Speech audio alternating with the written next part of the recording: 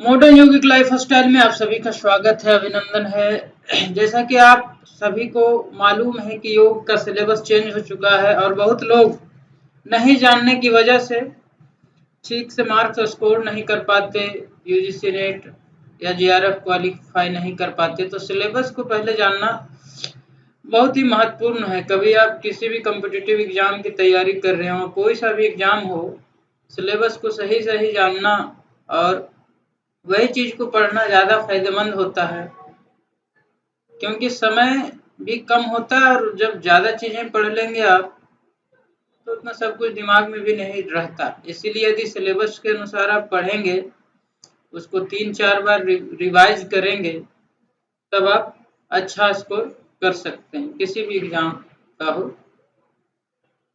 तो चलिए स्टार्ट करते हैं। सिलेबस जो जून 2019 के बाद से जो सिलेबस है वही है, फिर से रिवाइज तो नहीं हुआ। तो वही सिलेबस है। इसमें थोड़ा उपनिषद के बारे में एक्स्ट्रा कुछ ऐड किया गया है, बाकी का लगभग सिलेबस वही है। तो अब चलिए देखते हैं। यूजीसी नेट का एक अच्छी चीज ये है कि इसमें किसी भी सब्जेक्ट को उठा लें, इसमें 10 यूनिट होता है, या पेपर 1 भी ले तो उसमें भी 10 यूनिट है। कोई भी सिलेबस उसको 10 यूनिट में बांटा हुआ है और सारा 10 यूनिट के अनुसार ही रहेगा। तो ये सिलेबस जो मेन सिलेबस है, आप यहाँ देखेंगे तो यही 10 चीजें हैं, उसी का एक्सप्लेनेशन नीचे आपको मिलेगा। पहला है foundations of yoga, history, evolution, कब इवोल्यूशन हुआ योग का, और स्कूल्स है कौन कौन से हैं। जैसे बहुत सारे स्कूल्स हैं योग के, जैसे बिहार स्कूल ऑफ योगा, इसी तरह अलग अलग स्कूल है, Vikram yoga school of yoga, like that different types of schools of yoga है। उसमें अलग अलग थोड़ा सा आपको डिफरेंट तरीके में भी पता चलेगा, क्योंकि बिहार स्कूल्स ऑफ योगा का सूर्य नमस्कार देखेंगे और दूसरे का देखेंगे, थोड़ा सा डिफरेंट आपको दिखेगा। तो इसीलिए सबका अपना अपना है, तो उस चीज को ठीक तरीके से आपको समझ के और याद करके जाना पड़ेगा किसमें कौन सा पोज कब आता है। दूसरा है बेसिक योगा टेस्ट। बेसिक जो योगा का टेक्स्ट है, जो हम लोग जानते हैं पढ़ते हैं, जो बहुत ही फेमस है, प्रिंसिपल उपनिषद, भागवत गीता, योग वशिष्ठ। उसके बाद तीसरा जो यूनिट है पातंजल योग सूत्र। इसमें से बहुत ज्यादा क्वेश्चंस आते हैं, तो पातंजल योग सूत्र, क्योंकि 195 सूत्र हैं टोटल, तो इसको ठीक तरीके से आपको इसको बहुत बार पढ़ना होगा, क्योंकि इससे बहुत सारे क्वेश्चंस आते हैं। चौथा यूनिट है हठ योगा टेक्स्ट। हठ योगा पे अनेक तरह के टेस्ट हैं।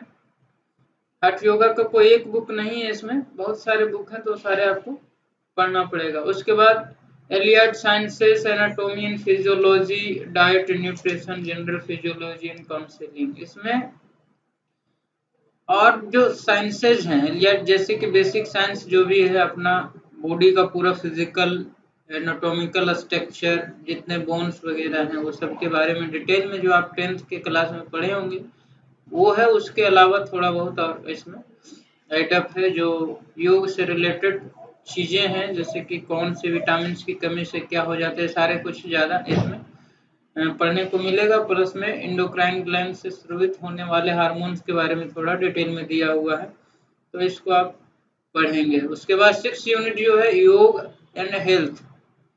योग और हेल्थ में क्या कोरिलेशन है, किस तरह से योग करने से हेल्थ हम प्राप्त कर सकते हैं, हेल्दी लाइफ स्टाइल जी सकते हैं योगा के थ्रू, तो वो चीज है आपको।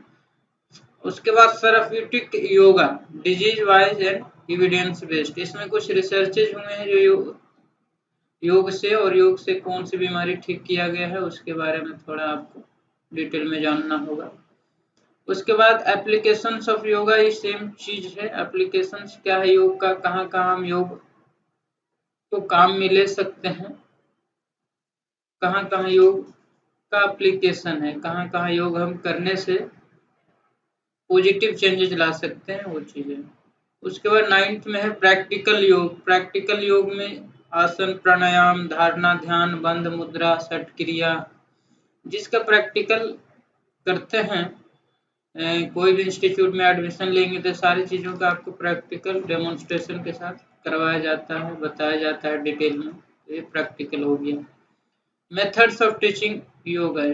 योग को टीचिंग करने क्या-क्या मेथड्स हैं, क्या मेथड्स पहले थे, क्या मेथड्स आज हैं, वो सारे इसमें पढ़ने होंगे। अब एक-एक करके इसमें डिटेल जानेंगे। फाउंडेशंस ऑफ योगा में history, evolution, yoga and skill ऊपर का लिखा हुआ। उसके बाद इसमें origin of yoga, history and development of yoga, etymology and definitions, misconceptions जो लोगों के अंदर पला हुआ है योग से related. Aim and objectives of yoga का एम क्या है, ऑब्जेक्टिव्स क्या है, true nature and principles of yoga क्या है, इंट्रोडक्शन टू वेदास, इसमें वेदास के बारे में इंट्रोडक्शन, उपनिषद है, और बहुत कुछ है इसमें आप देख लेंगे। Yoga darshan, yoga in Vedanta, introduction to epics, Ramayana Mahabharata, yoga in Ramayan, Ramayan में योग का जो जिक्र किया हुआ है, योग इन महाभारत में जो श्री कृष्ण योग के बारे में चर्चा करते हैं, अर्जुन को बताते हैं, सारी चीजें हैं। स्मृति जनरल इंट्रोडक्शन टू आगम्स एंड तंत्र, योग एंड तंत्र। पहले तंत्र योग का बहुत ज्यादा प्रचलन था, लेकिन इसको दुष्प्रभाव भी उसी तरीके से किया गया और इसका गलत तरीके से यूज किया गया, जिसके कारण बहुत हानियां भी लोगों को झेलनी पड़ी और अंधविश्वास भी फैला है। योग इन भक्ति योग, ये सारे बहुत सारे योग आपको पढ़ने को है। इसके बाद बेसिक टेक्स्ट, प्रिंसिपल उपनिषद, भागवत गीता, योग वशिष्ठ, ये सारे आपके 10 जो मेन उपनिषद है उसके बारे में पढ़ने हैं। इस उपनिषद, केन उपनिषद, कठ उपनिषद, प्रश्न उपनिषद, मुंडक उपनिषद, मांडुक्य उपनिषद, ऐत्रेय, तैत्तिरीय, छंदोग उपनिषद, ब्रह्मण्यक उपनिषद, ये सारे उपनिषद हैं। उसके बाद भागवत गीता है, योग वशिष्ठ आपको पढ़ना है। पतंजलि योग सूत्र के बारे में आप देख ही लिए, 4 पाद हैं इसमें, समाधि, साधन, विभूति एंड कैवल्य। हठ योग टेस्ट के बारे में जहाँ तक देखें तो इसमें अनेक तरह के हठ योग पर टेस्ट हैं, जैसे कि शिव सिद्धांत पद्धति जो गौरखनाथ द्वारा लिखा गया, हठ प्रदीपिका, स्वामी स्वात्माराम का घरन संहिता, घरन ऋषिका, इसी तरह का हठ रत्नावली भी आता है, शिव संहिता भी आता है। तो ये सारे हठ योग के ग्रंथ माने जाते हैं, तो ये सारे को आपको पढ़ना पड़ेगा। आसन इन हठ टेक्स्ट, जो हठ जो टेक्स्ट ऊपर दिए गए हैं उसमें कितने से आसन है, तो सबसे ज्यादा जो आपको आसन मिलेगा 32 आसन मिलेगा घरन संहिता में। बाकी जो योगीज हैं वो कम कम आसन दिए हैं, जैसे कि हठ प्रदीपिका में 15 आसन का ही जिक्र किया गया हुआ है, शिव संहिता में 4 आसन का ही जिक्र किया गया है, ये सिद्धांत पद्धति में 8 आसनों का जिक्र किया गया है। तो इसी तरीके से तो आपको याद रखना है किसमें कितने आसन से, आसन इन हर टेक्स्ट जैसे लिखा हुआ है तो किस टेक्स्ट में कितने हैं वो आपको याद रखना पड़ेगा, क्योंकि ये क्वेश्चन आता है ज्यादा। प्राणायाम इन हठ योग टेक्स्ट, प्राणायाम का जिक्र भी अलग अलग है, किसी में 8 है, किसी में 10 है, किसी में 6 है। तो आप इसमें कंफ्यूजन ज्यादा होता है, जैसे कि इसमें हठ योग प्रदीपिका और घेरन संहिता, इसमें कुछ कम और ज्यादा है। लावनी और एक मूर्छा, 2 प्राणायाम इसमें ज्यादा दिया हुआ है घेरन संहिता में, तो इसको आप ठीक से देख के जाएंगे। उसके बाद बंध मुद्रा एंड अदर प्रैक्टिस, बंध मुद्रा का जिक्र भी अलग अलग ग्रंथों में अलग अलग, किसी में शिव संहिता वगैरह में 10 दिया हुआ है, घेरन संहिता में 25 दिया हुआ है। तो इसी तरीके से आपको ठीक तरीके से याद करना पड़ेगा इस चीज को। फिर एलियट साइंसेस के बारे में आप देखेंगे तो brief history of modern physiology, major perspective in modern physiology, key data collection method in physiology, introduction to altered state of consciousness, sleep, stage of sleep कितने होते हैं, rhythm sleep disorders, dream, the content of dreams क्या होता है, hypnosis जो लोग कर देते हैं वो क्या होता है, ये सारे कुछ है। Behaviour physiology, science of behaviour, definition of behaviour, personality, nature and types of personality, treatment of personality, hereditary, theories of Sigmund Freud, Alfred Adler, ये सारे का थ्योरीज है पर्सनालिटी पे, वो सारे देखने हो। कॉग्निटिव फिजियोलॉजी, मेंटल हेल्थ के बारे में, means of mental health, positive mental health, causes and consequence of conflicts and frustrations भी लोगों में आज के डेट में है। Introduction to common mental disorder, depressive disorder and anxiety disorder, serious mental disorder, sleep disorder. इससे क्वेश्चन थोड़ा कम आते हैं लेकिन आ जाते हैं, इसीलिए इसको पढ़ना तो पड़ेगा। Introduction to human anatomy and physiology से क्वेश्चन आते हैं। Cell tissue organ system, basic cell physiology, introduction, cell organelles, cell membrane, movement of substances in water through the cell membrane, bioelectric potentials.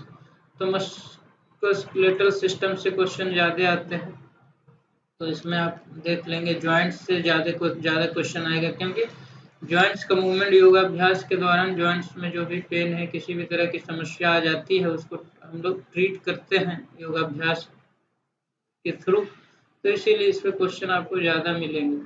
Digestive से related भी ज़्यादा question मिलेंगे। Digestive excretory system, system of digestive system, excretory systems, component organs and their function, gastrointestinal system, general the structure of alimentary canal, gastric secretions, pancreatic secretion, gastric motility, digestive peristalsis, gastrointestinal hormones, ये सारे renal physiology जो nephron से related चीजें हैं उसके बारे में, structure of kidney, nephrons, glomerular filtrate, reabsorption, ये सारे कुछ आपको पढ़ने पड़ेंगे। फिर नर्वस सिस्टम से क्वेश्चन आते हैं, क्योंकि माइंड मैनेजमेंट, पर्सनल मैनेजमेंट सारा योगाभ्यास ही ऑटोमेटिक आ जाता है, तो इससे अब बहुत तरह के साइटोसोमेटिक डिजीजेज को हम लोग योगाभ्यास के द्वारा ठीक करते हैं, तो इसीलिए इस चीज़ को ठीक तरीके से पढ़ना है, क्योंकि इसमें ज़्यादा आपको जानकारी भी हो जाएगी और इससे क्वेश्चन ज़्यादा आता भी है एग्जामिनेशन में। The nervous system and gland structure and properties of neurons, subdivisions of nervous system and their functions, type of glands, endocrine and exocrine glands, important endocrine and exocrine glands and types of hormones, their functions, sensory nervous system, motor nervous system, higher functional nervous system, synapse, reflexes, cerebral fluid, blood, brain and blood, ये सारे कुछ आपको पढ़ने हैं।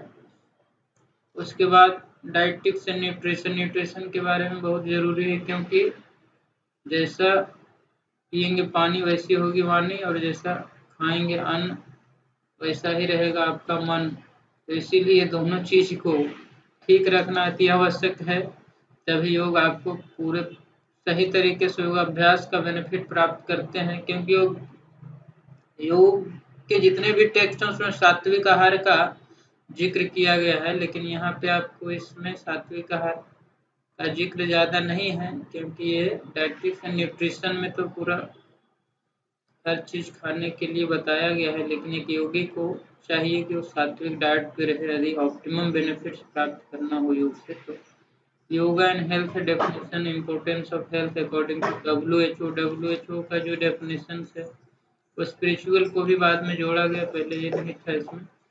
Concept of health and disease, Indian system में medicine, Ayurveda, naturopathy, Ayurveda आजकल और ज़्यादा ये प्रचार प्रसार आयुर्वेद का हो रहा है, क्योंकि इसके जो इससे जो बेनिफिट्स और साइड इफेक्ट्स कम होते हैं, तो इसकी वजह से आयुर्वेद का प्रचार प्रसार आज के डेट में ज़्यादा हो रहा है, तो इसको ठीक से पढ़ रहे। क्योंकि concept of presentation, concept of aadhi and vyadhi, meaning and definition, concept of triguna जो होता है, पंच महाभूत, पंच प्राण, ये सारे के बारे में डिटेल में। Role of yoga, preventive health care, yoga and way of life, अयम दुखम अनागतम, सारे के बारे में आपको। थेरेपेटिक और डिजीज वाइज एविडेंस बेस्ड, इसके बारे में पढ़ना है आपको। Management of disease through suitable yogic practice, कौन सा योग करें तो किस बीमारी से आप बचे रहेंगे, या तो कौन सी बीमारी हो गया तो कौन सा योगाभ्यास पार्टिकुलर योगाभ्यास करें इसके बारे में। इसके ज़्यादातर आपको कार्डियोवैस्कुलर डिजीजेज और श्वास संबंधित रोग, रेस्पिरेटरी सिस्टम से रिलेटेड डिजीजेज के बारे में ज़्यादा क्वेश्चन आते हैं, तो ठीक से देख ले। Integrated approach of yoga therapy following common elements, respiratory disorder, allergic rhythmic and COPD, chronic bronchitis, tuberculosis, evidence research done on particular diseases। तो रिसर्च पेपर्स आपको गूगल पे मिल जाएंगे, वहाँ से पढ़ लें। कार्डियोवैस्कुलर डिजीजेज, हाइपरटेंशन से सारे डिजीजेज हैं जो आज के डेट में एंडोक्राइनल और मेटाबॉलिक डिसऑर्डर है, तो मैक्सिमम लोगों को 90% लोग इससे ग्रसित होते हैं। ओबेसिटी एंड गिनकोलॉजी डिसऑर्डर, ये सारे डिसऑर्डर जो है योग से ही ठीक किया जा सकता है, इसमें एलोपैथी से ये सारी बीमारियों को ठीक नहीं किया जा सकता। उसके बाद कैंसर है, कैंसर वो भी दोबारा कैंसर जो रीजनरेट हो जाता है उसको रोकने के लिए योगाभ्यास बहुत ही महत्वपूर्ण भूमिका निभा सकता है। एक बार कैंसर हो गया, ऑपरेशन करवाने के बाद फिर से कैंसरस सेल वहाँ उत्पन्न होने के चांसेस 50-60% होते हैं, तो यदि आप योगाभ्यास करना आरंभ कर दें तो दोबारा फिर कैंसर नहीं होता। एप्लीकेशंस भी योगा इन एजुकेशन में किस तरह से ले सकते हैं। योग को तो ऐसे शामिल कर देना चाहिए स्कूलों में और हर लेवल पे, क्योंकि योग से बहुत सारे बेनिफिट्स हैं और सेल्फ डिसिप्लिन आता है लोगों में, तो योग को तो शामिल करना ही चाहिए। अब देखिए चर्चा तो हो रही है इसकी, कब तक शामिल हो पाता है। Yoga for stress management, yoga for personality development, practical yoga के बारे में ये सारे जो धोती, कुंजल, वस्त्र धोती, दंत धोती, लघु धोती, बहुत तरह के सबसे ज़्यादा क्लींजिंग का जो प्रोसेस जिसमें बताया गया वो है गणन संहिता, क्योंकि शीर्ष संहिता में मात्र एक नाड़ी शुद्धि का जिक्र किया गया है कि इसकी 72,000 नस नाड़ियां उसी से शुद्ध हो जाती है, सिर्फ